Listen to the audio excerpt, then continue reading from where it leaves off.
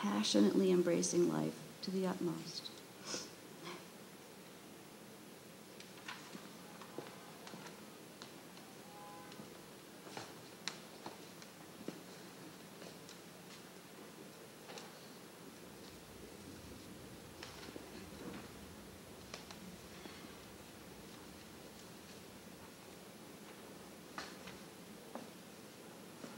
Babs is going to sing us a short, quiet, subtle little song.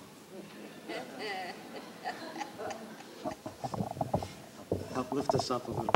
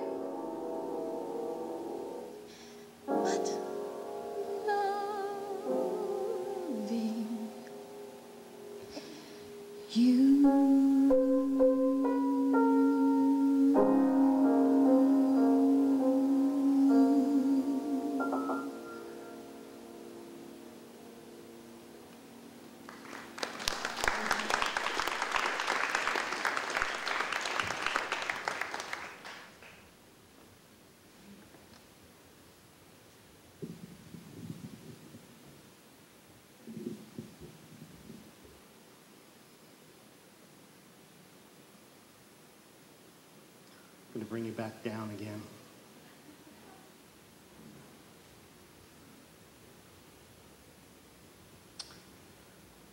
El Malay Rachamim, Holy One, full of compassion, you who dwell on high, grant perfect rest in your sheltering presence in the shadow of your wings to the soul of our dear one, James Garza, who's gone to dwell in his eternal home. In his memory, we pledge to do all that we can do, give all that we can give, so that this world in which he once lived can be filled with kindness and be a better place for those who follow him. Holy One of mercy, we implore you, watch over him in your secret chamber, so that his soul be bound up in the chain of eternal life. The one that is all is now his inheritance. May he rest in peace. Together we affirm these words and say, Amen. El Malay Rachamim, Shochein Bamramim, Hamsei Menucha Nechona, Tachat Kanfei Hashkina, B'malot Kedoshim U'Taharim, Zohar Harakia Mazhirim, Et Nishmat Yakiri, Yakirenu, Shalach V'olamo, Bavor, Shenavut, Stakar Ba'ad Hazkrat Nat Nishmato, V'gan Eden Tehei Menuchato, Lachain Ba'al Rachamim Yastirehu, B'Seiter Kanafav V'olamim, B'Tzor HaChaim Et Nishmato, Adonai Nachato, B'Shalom Lo Mishkabo,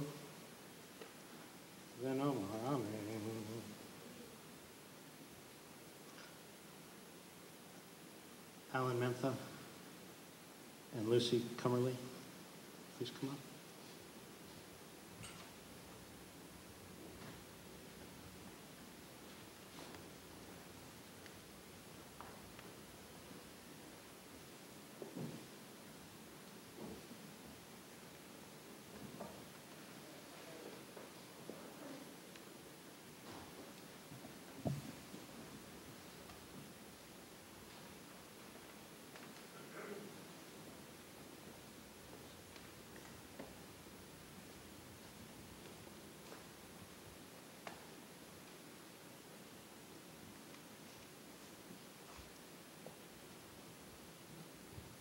My name is Alan. I'm a member of Alcoholics Anonymous, as was Jimmy. Like Diane before me, I feel compelled to make a caveat sorts. Ordinarily, I wouldn't reveal another person's membership in AA, but Alan asked me to speak to this aspect of Jimmy's life since it was so important to him. Our friendship was forged in the crucible of early sobriety. We met at Smithers Rehab a little more than 11 years ago. We arrived at Smithers physically sick, dead inside.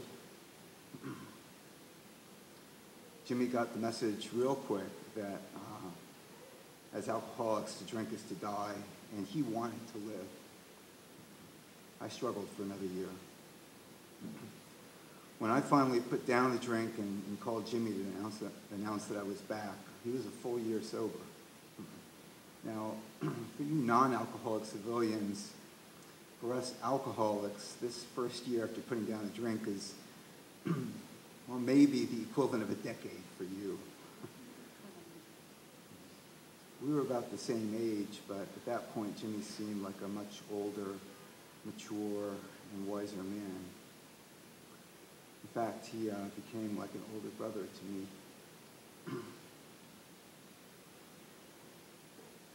Jimmy and I spoke on the phone at 7 o'clock every morning for the first 3 years of my recovery.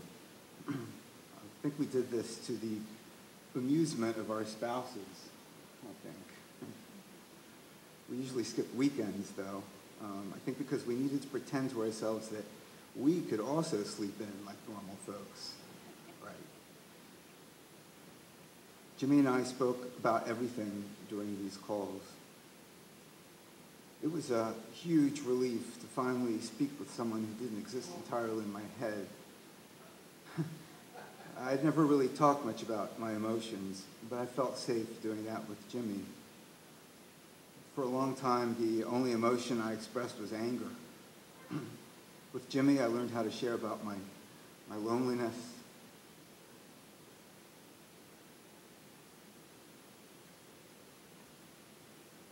sadness, fears, above all my fears, and also my joys, my newfound hope.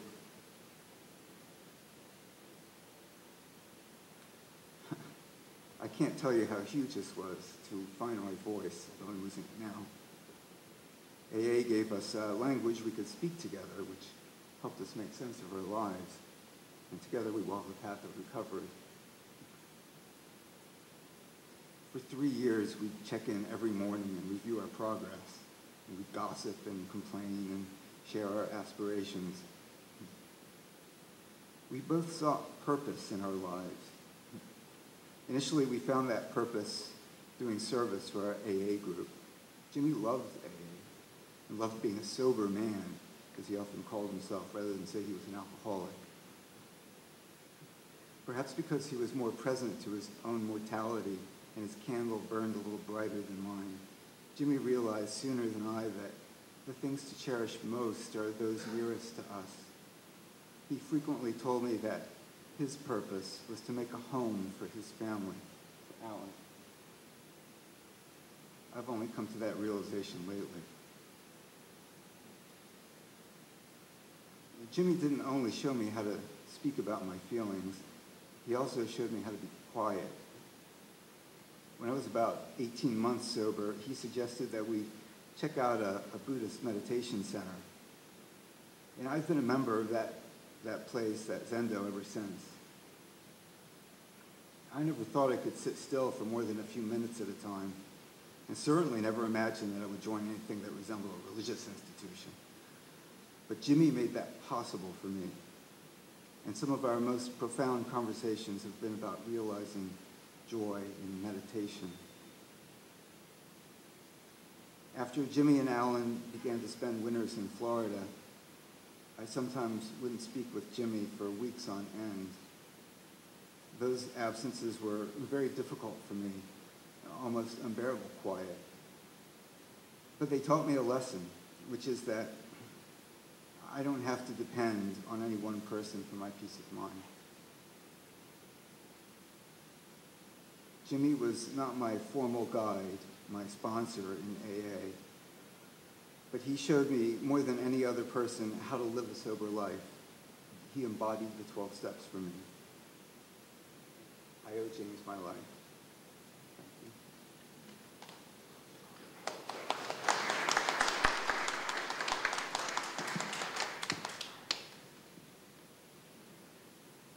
Well, first I want to offer sympathy to all of us, and especially to James's family, and most particularly to Alan.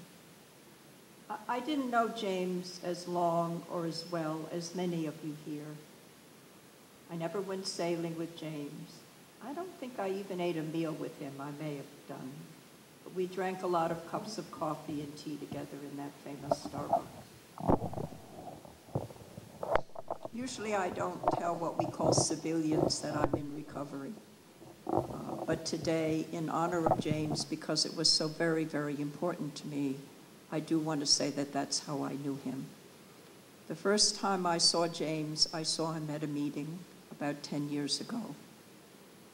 And he spoke with so much joy and so much gratitude that I just loved him. And during the meeting, our eyes met and we smiled at each other. And afterwards, I went over to him and we hugged. Now, I'm kind of shy and I don't go around hugging strangers all the time. But I felt a very deep connection with James. Everybody called him Jimmy, so I always called him James, like that was my pet name for him. So we went to a lot of meetings together, and very often little groups of us would go to their apartment or to the hospital to bring him a meeting when he was too ill to go out. And that time, about 8 years ago, when he was in a medically induced coma, I used to sit on the bed and read Psalms to him. And one day I went in and he opened his eyes and said, "Hi, Lucy." And I was shocked. I didn't think he was going to come out of that coma. So I told him that I had been reading Psalms to him, and he liked that. He asked me to read him one now that he was awake. Alan says that he just liked my reading to him, but I think he really did love the Psalms. He was such a devoted and devout spiritual man. It's very hard to see all those pictures of him. It's so beautiful.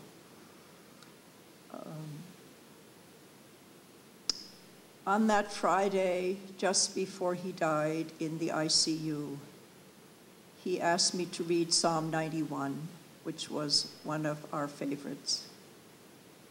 And then that seemed to open him up to be able to talk about his dying. And he said that he wanted to be able to look squarely into the fact of his death, of his coming death, and not avoid it.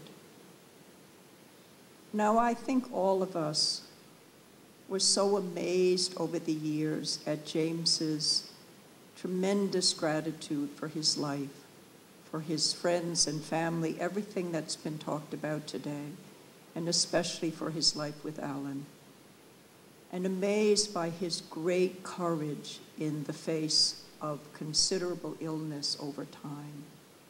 So to hear him talk about wanting to look squarely into the face of death was so moving to me and will stay with me as signifying the tremendous mindfulness, and courage, and very deep surrender and trust that James had. I miss you, James. May God give his angels charge over you.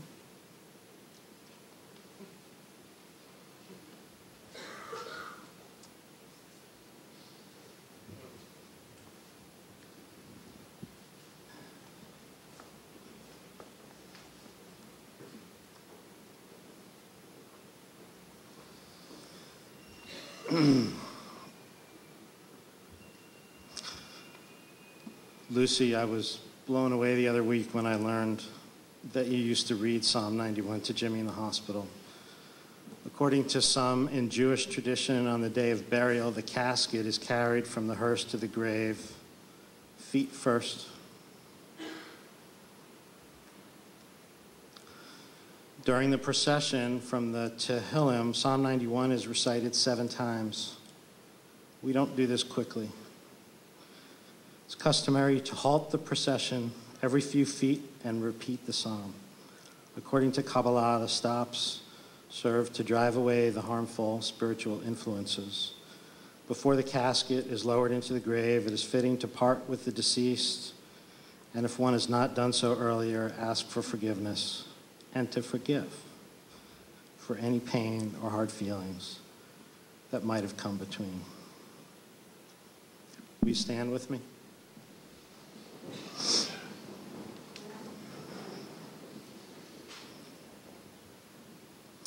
Psalm 91.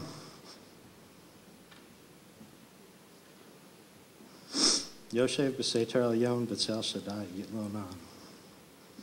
You who dwell in the shade and shroud of the Most High, I say to you of the Lord, who's my refuge and my stronghold, my trust, he will save you from the ensnaring trap, from the destructive pestilence.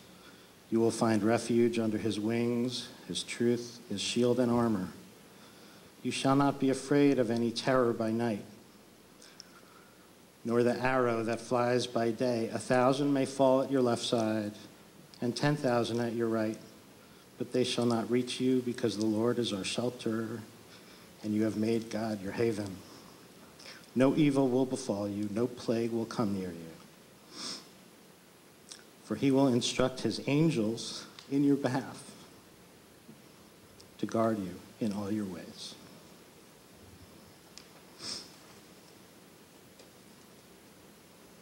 Okay. Babs?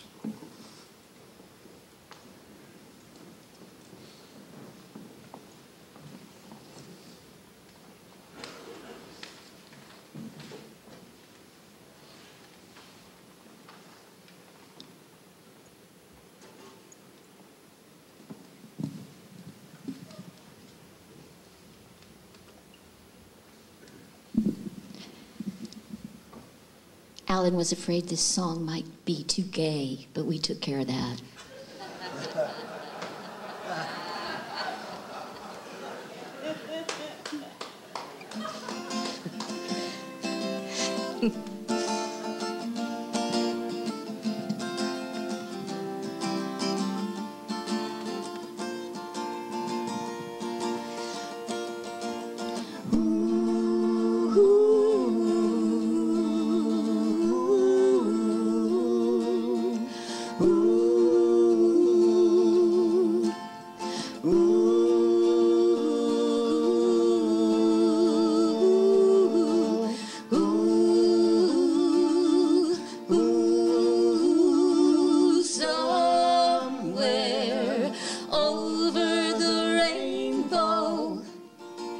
Way up high, there's a land that I heard of once in a lullaby. High, somewhere over the rainbow, skies are blue. And the dreams that you dare to dream really do come true. Ooh, someday I'll wish upon a star and wake up where the clouds are far behind me, where troubles melt like lemon drops high above the chimney tops. That's where you'll find me, oh, somewhere over the rainbow. Bluebirds fly, birds fly over the rainbow. Why then, oh, why can't I? Someday I'll wish upon a star and wake up where the clouds are far behind me, where troubles melt like lemon drops high above the chimney tops. That's where you'll find me, oh, somewhere over the rainbow, way up high. There's a land that I dream of, we'll all meet there by and by.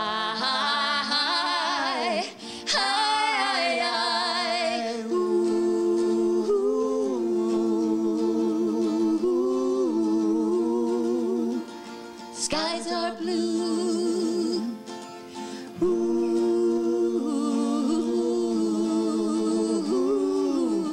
dreams really do come true.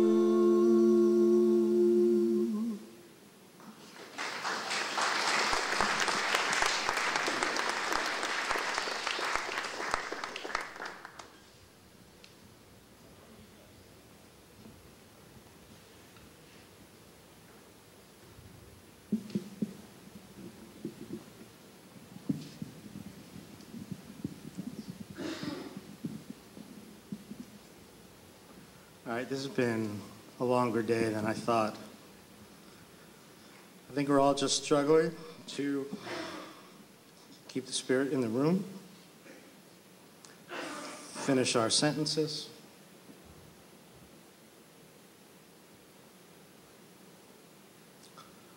I don't think they're here now. You may see a crowd from the 93rd Street Starbucks. You're here? Who's there? Is that Charisse Tamar? Who else? Debbie Glenn, okay. Are you guys here from the walk? Hey, Charisse. That's great. I wrote a piece in case you showed up. I'd like to recognize those guys, the cool kids from Jimmy's Starbucks. It doesn't get easier. They're here today after having walked the AIDS Walk New York this morning, raising awareness and money to fight for a cure for AIDS. Thank you.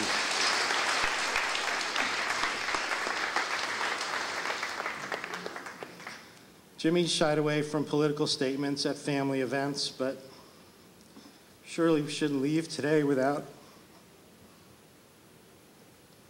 remembering the famous words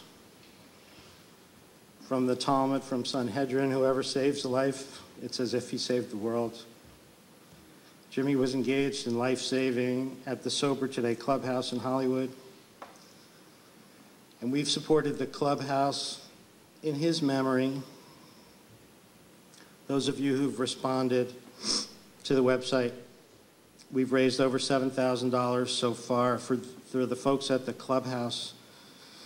That's the equivalent of about 2.5 months of operating budget. That's just tremendous. Jimmy would be very pleased.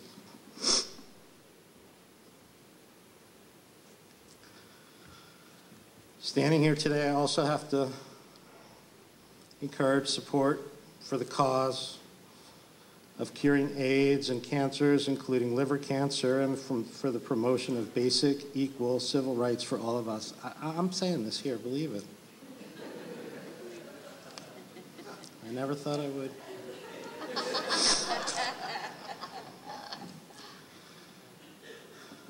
All right, we're near the end here. Finally, I have to publicly thank Babs and Rodney, Andy and Diane, Mark and Sonny, Buffy and Michael, Donna and Dan, Jessica and Michael, Lucy and Alan, Emily, my cousin Emily Kadish, did the photographs, not once for Houston, twice for New York, and you got a third gig coming when we go to Hollywood, Florida. And behind the scenes. And there's many others. Anyway, thanks for coming today and being together. Help us just stand for a few minutes and have Jimmy in our midst. And I'd like you guys to stand one more time and just stay with me as we listen to one more really, really, really sad song that when I hear it in my head in the train, I cry and people move away from me. And when this song is done, let's have coffee together. Thanks, everybody, very much.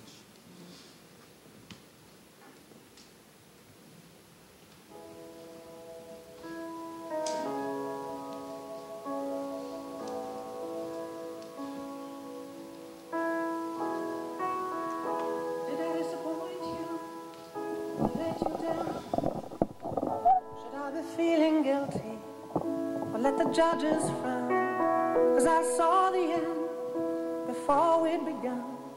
Yes, I saw you were blinded, and I knew I had won. So I took what's mine by eternal right, took your soul out into the night. It may be over, but it won't stop there. I am here for you, if you'd only care. You touched my heart, you touched my soul, changed my life and all my goals. And love is blind, and that I knew well. My heart was blinded by you. I've kissed your lips and held your head, shared your dreams and shared your bed. I know you well, I know your smell. I've been addicted to you. Goodbye, my lover. Goodbye, my friend. You have been the one. You have been the one for me. Goodbye, my lover. Goodbye, my friend. You have been the one. You have been the one for me.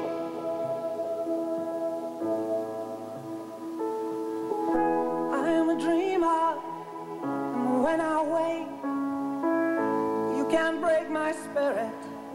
It's my dreams you take, and as you move on, remember me, remember us and all.